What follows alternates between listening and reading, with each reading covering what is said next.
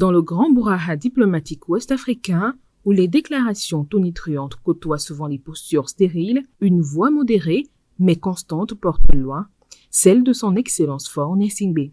Nous devons faire en sorte que chaque effort contribue à une dynamique commune et non à une dispersion des stratégies. À la tête de la diplomatie togolaise depuis des années, le président du Conseil avait déjà fait de Lomé un hub de médiation. Mais c'est depuis 2022, avec l'accélération des crises régionales, qu'il a véritablement transformé l'exercice en art politique. Plutôt que de condamner ou d'isoler, le Togo a tendu la main. Plutôt que de choisir un camp, il a défendu une logique qui est celle des peuples et de leurs besoins légitimes de sécurité, de souveraineté et de dignité. Pendant que certains fermaient les yeux ou durcissaient le ton, Lomé gardait le contact. Le Burkina Faso, le Mali et le Niger, fraîchement sortis de la CEDEAO, auraient pu être abandonnés à un isolement dangereux. Le Togo a donc engagé une diplomatie de vérité. Et c'est cette vérité qui le lie au Burkina Faso, au Niger, au Mali aujourd'hui.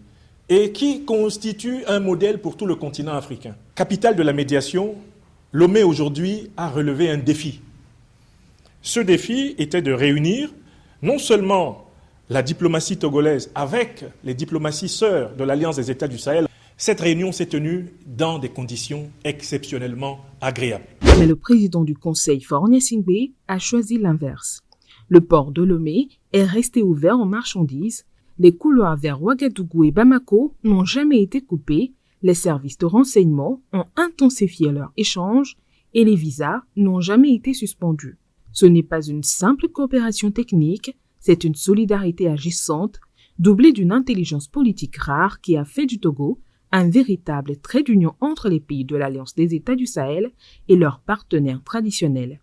Cette stratégie de long terme a porté ses fruits.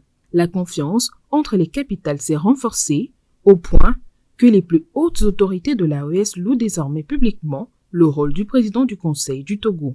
Je tiens avant tout propos à exprimer très profondément notre reconnaissance à son Excellence, le président du Conseil. Notre pays frère, le Togo, à travers ses autorités et son peuple, ont posé des actes historiquement valables. Derrière cette réussite se dessine la patte d'un dirigeant qui préfère l'action silencieuse à la médiatisation.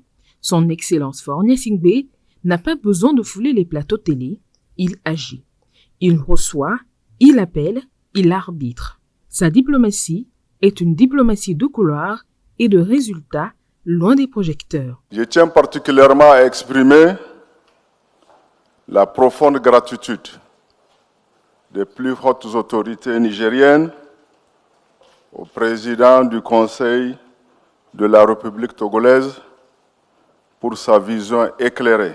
Cet art du compromis, cette capacité à parler à tout le monde sans se brûler, ont permis de sauver des canaux de dialogue et d'éviter un isolement tragique pour les pays du Sahel en pleine lutte existentielle contre le terrorisme et pour la souveraineté.